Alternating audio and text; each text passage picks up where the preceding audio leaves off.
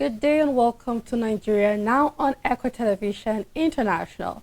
Now, some of the things we'll be going through today on the show is how hoodlums are beginning to become a threat to the federal government. We're seeing them tightening their security, and then so much playing game between the federal government and the cause for the insecurity concerning food looting. Federal government is saying these are criminals beyond hunger. And of course, Nigeria is disagreeing with that statement coming from the federal government, and also Shettima trying to blame past administrations. We'll also be looking at the public hearing on minimum wage, which is about to begin very soon, and what will be the hope for civil servants in the country, and then also what is going on with telcos, consumers, and then what our network providers are saying concerning the SIM and the NIN registration. I am Rachel Tanzi, and I will be going through all of these topics and what is going on in Nigeria with Sambo Solomon. Good morning, sir. I mean, good afternoon. Good afternoon. Good afternoon. How has been your day? Yeah, thank God. Good to have you on the show. Yes, it's good to be here. Yeah. You know, Nigeria Now, where we discuss issues that concern the Nigerian citizen. And like you rightly put, you know, it is no longer a news to any Nigerian when you talk about hardship, how things are in the market are skyrocketing like per second, you know. I was discussing with someone, and he was like, you know, if you go to a shop and then you want to buy anything, and then you ask the price, and the person telling you the price before he enters the shop, just try and give him the money. Or just take your good. Or just take your good and then hold it, and then, because once he enters the shop, you are not even sure, maybe he will just go in. Before he comes back, he will tell you that the price is no longer the same. True. You know, so this is what is going on, like with Nigerians now. And it's quite unfortunate, Rachel, when you hear politicians, our leaders, those that we went there, you know, under the sun, under a tough weather, to queue up and then to elect them, and then you begin to go through their promises. Like, were you just blindfolded when you cast that vote? Or what really happened? Or when you are listening to them, is it that you're being hypnotized or something? You just be asking yourself. Yes. Because they will come with this full package, as if, you know, they will just bring heaven on earth, you know, first 6 months. But it's just surprises. And I believe that's the reason why Nigerians, you know, that's the reason why the anger is really rising.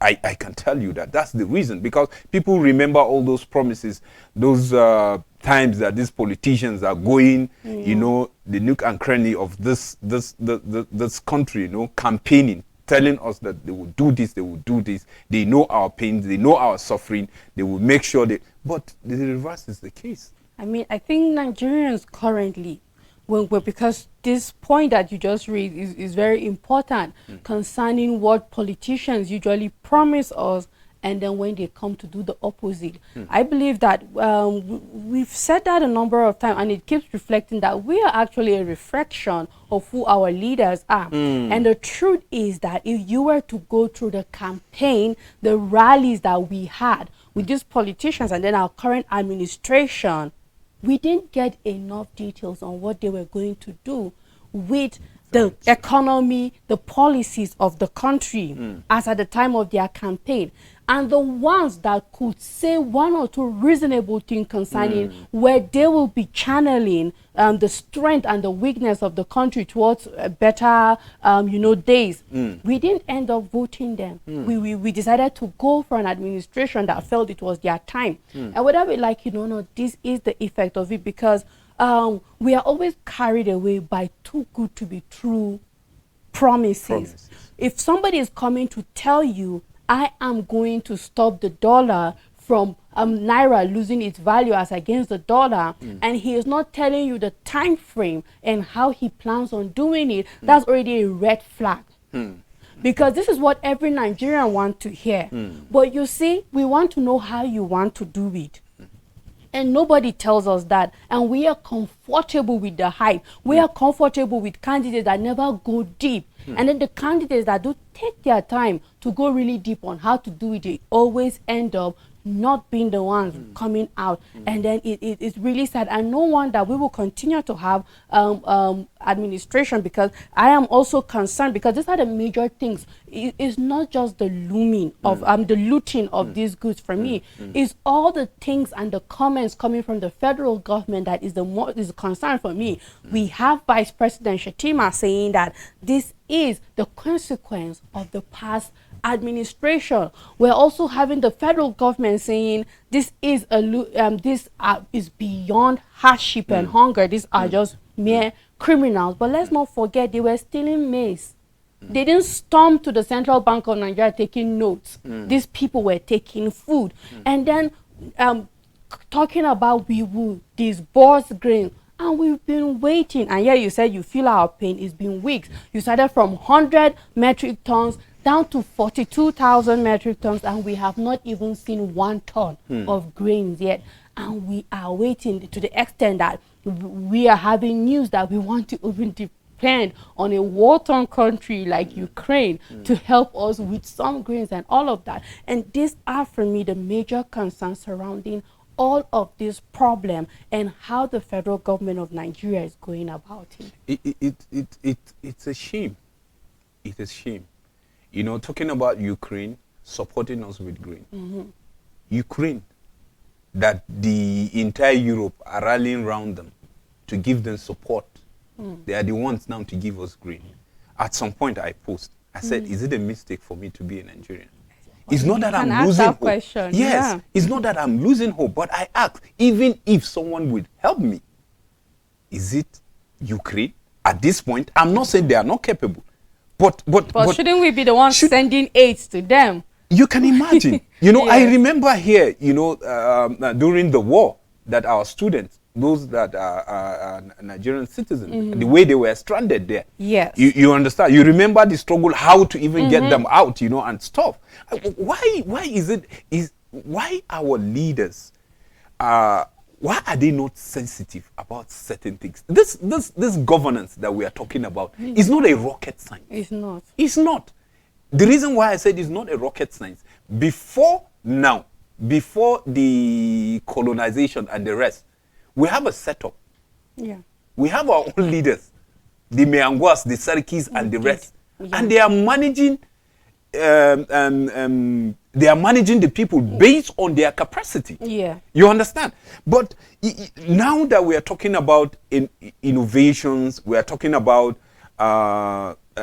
technology, and then it's now that we are battling, suffering on how to be up to date.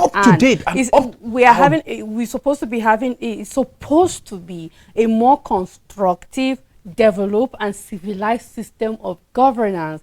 And yet it just looks like we are behind what we used to be before we were colonized.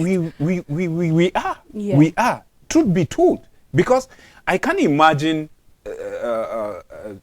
Vice President will be saying that it's beyond hunger. No, you can't say that. Yeah. Okay. Before now, did you hear anything about looting? No looting whatsoever. After what you call COVID-19 the COVID-19 palliative and the rest. And then look at what brought about even the looting during the palliatives were not giving out. The palliatives were not giving. And somebody was saying that they were stocking the whole thing. They don't want to give because there's going to be another outbreak. That's somebody that is a leader, is a leading a state. People trust him with that vote and they elected him. And he's saying he refused to give them now. While it's now that they are dying. And you are saying, no, you are keeping it because you are expecting that there is going to be another lockdown.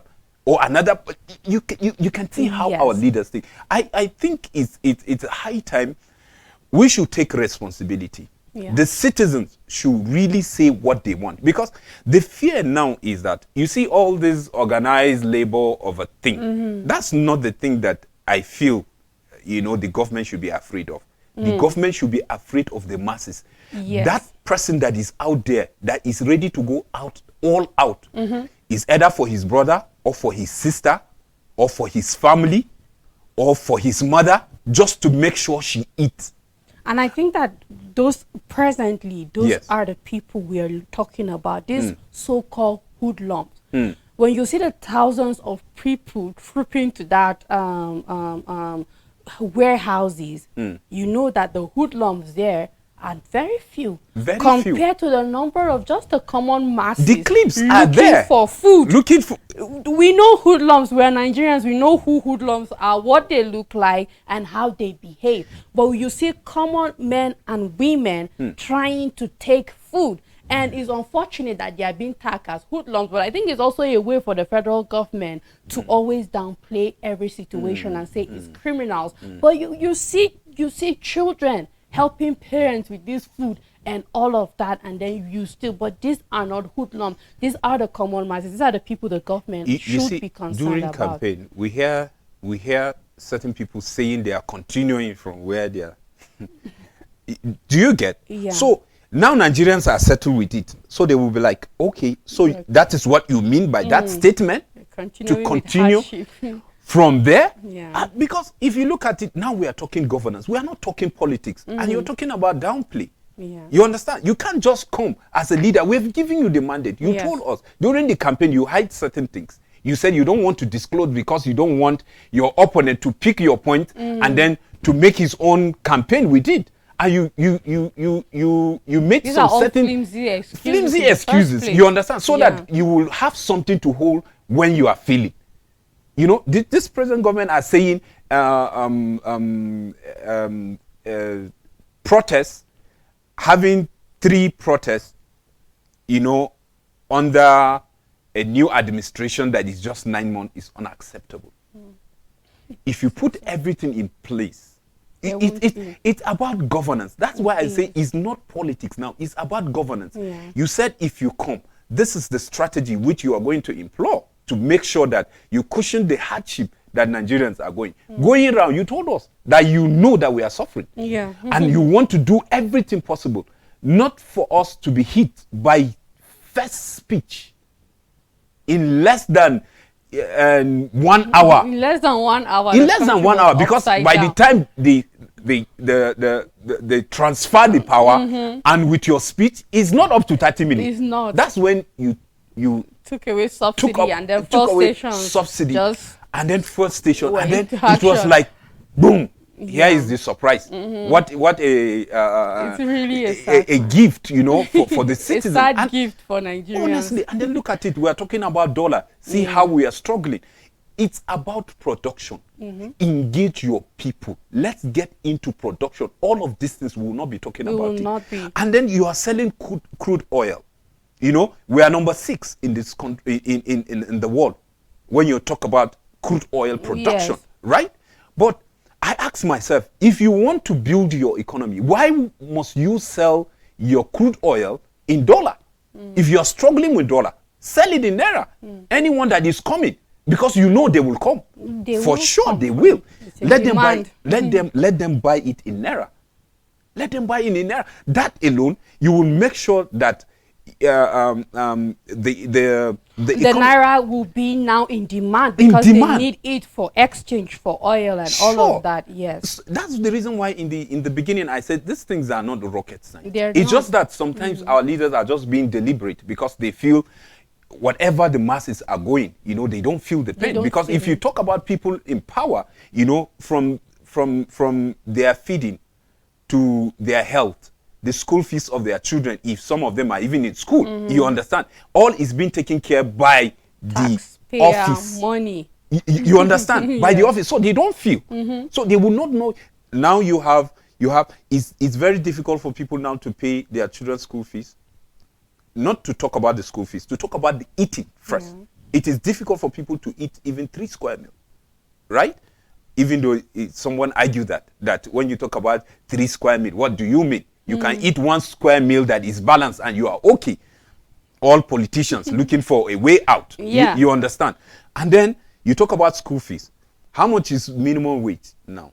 Still at 30,000 naira, and I believe that that's the next thing we have to talk about is minimum wage. And then we are having, because the president set up a tripartite committee. We have governors, we have the labor and other organizations, CSOs, that are important, and then we also have the executives. They're also deciding what will be the minimum wage, and then this begins on the 7th of this month. We're talking about, yes, by his 2 grace. days, yeah, going in, and then they're starting from the northeast, that is in Yola, Adamawa, and then we're looking at the northwest, Kano, and then the south in Akwa Ibom.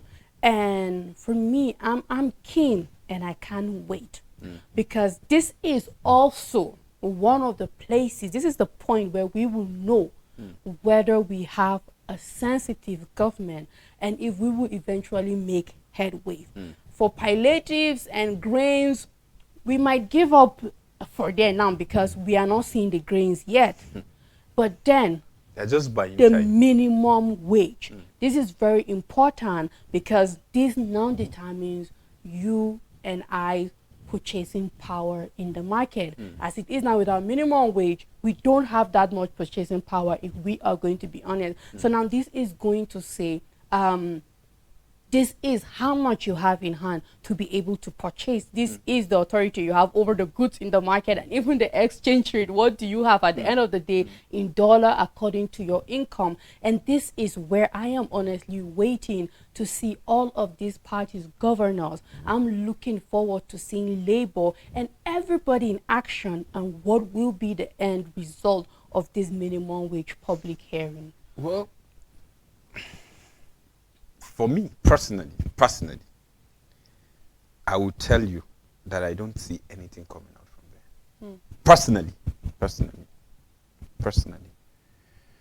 Because why? In this issue of minimum wage, is it constitutional? That's the question you ask. And the answer is yes, it's constitutional. It has been passed into law. And then it's been expected that it should go around all over the country. The 30,000, that's the 30,000 now we are talking. Now we have states that are yet to even pay. Have never even paid the minimum wage. Rightly put. Yes. Have never. Yeah. And then nobody is punished. That's from where I'm coming from. Nobody is punished. You disobey the Constitution, there's a consequence. There should be. There should be. And nobody is being held responsible. So it's just a normal thing that we always gather so that some people will get certain money committees for committee and the rest. And all of that, you know, because I look at it this way. Okay, how can we dash Rachel and Martha and Desmond money?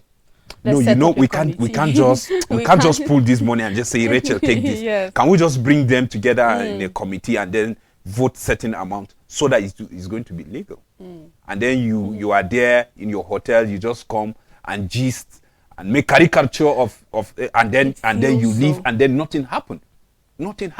So if you are talking about since when this minimum wage, we're looking at 2018 to date, and no, like you rightly said, there are some states, and you ask yourself, is it that our country is lawless?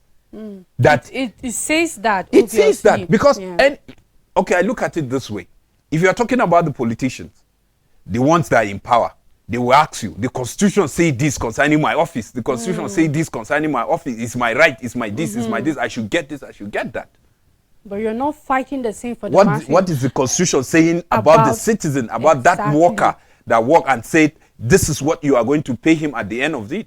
And to be honest, Sambo Solomon, this is one of my major concerns, and that is just what you clearly stated. If we have 30,000 not being paid, I'm imagining a review which should be above 30,000. We're looking at 3 to 4 times, 5 times, if possibly 10 times more than 30,000. If it's being put and we have 30,000 not being implemented, what are the chances that this minimum wage will be implemented eventually? Then when you start thinking and putting all of these things in place, you won't help but wonder or think, assume, and even conclude in your mind that, just as you said, is time buying, time wastage, just another charade, and how to just give free money to committee members and all of that, because in the end, if we failed at 30,000 naira, what are the chances of being successful with a minimum wage that we are hoping for it to be 5 times higher and better than 30,000? We'll just have to wait and see, what the federal government have to say about it, and then quickly let's be hopeful. Let's be hopeful. But I think this present government should be setting up committees and looking at who are those people that fail to even implement the 30,000. Let's start with them. Let's start with that, and then we will know you want to do something reasonable and change.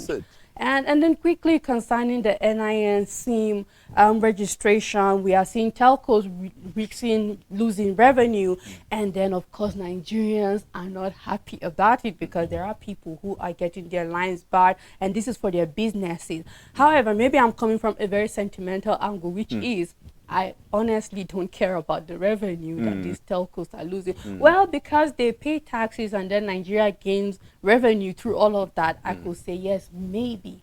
However, I am looking forward to what is the Nigerian government doing about telcos and their services to us. Because every time something comes up and it looks more like the government is just out for what they benefit, rather than we've talked about even charges, service fee from these telecommunication companies, and nothing has been done about it. And here we are having a process that it looks like we are going to start seeing queues, people fainting on the road, on the queues and all of that. And I would just like to know, how do you see? Because for me, this is already a process that I don't even want to be a part of, in as much as it's important. But I am hoping to see that, this process should have been much more easier by the telcos.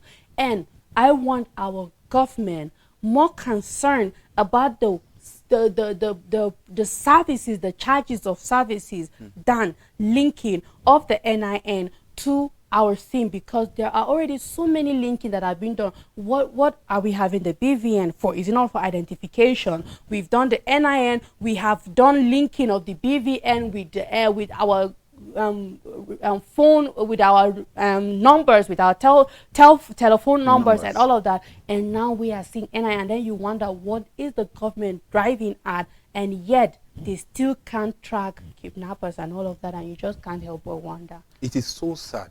And sometimes it is difficult for us to discuss topics like this, because you say Nigerians are not happy. Can you tell me one area that Nigerian citizens are happy? Happy right now. The only people that are happy, Rachel, are people that are benefiting directly from this government. Yeah. Those are the people that are happy. Because if you talk anything, they have their own way to defend. If you say somebody is hungry, cannot take 3 square meals, they will tell you, must you take 3 square meals? Just take one that is balanced. That's what they will tell you. You understand? But come to the point which you are, the topic you mentioned. I asked myself, earlier I said something. I said, with all this innovation and technology that we say that is what is driving, the global world now. And you wonder, where is your country going?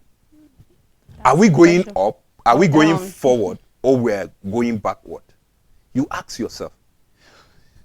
For crying out loud, we have our SIM cards. Some people have multiple. Yes, you say we should narrow it down. You brought the issue of registration, the NIN and whatever. Me and you know there are some states in the Northwest that was shot down in the name of trying to track kidnappers. Yeah. How many have we seen None. convicted We and haven't tried? yet. Tried and convicted. We haven't seen it. Up to now, people are still crying. Like we are talking to you right now, some people are in kidnappers' den, like we are talking now. And you ask yourself, where is the technology? And you hear that between Nigeria and Britain, there's a collaboration. The Nigerian police, Britain police to train Nigerian police. Seen all of that. There is this acquiring of drone to track this Yes. and that. Up to now, we haven't seen. So what is the corporate responsibility of this telecom operators to the country? What are they? Are you just concerned about the tax that they pay?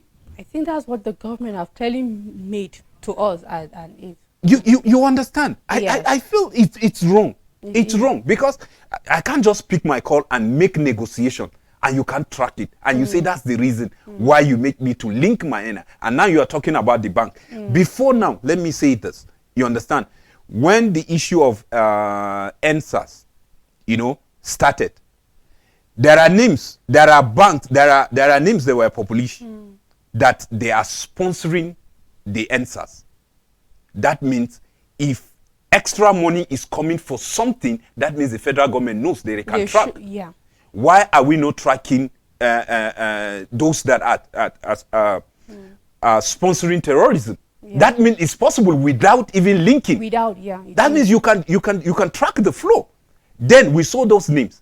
And then the government is not doing anything. Nothing. Like you didn't hear anybody saying this person is brought to book and the rest. The only thing you hear, will bring them to book.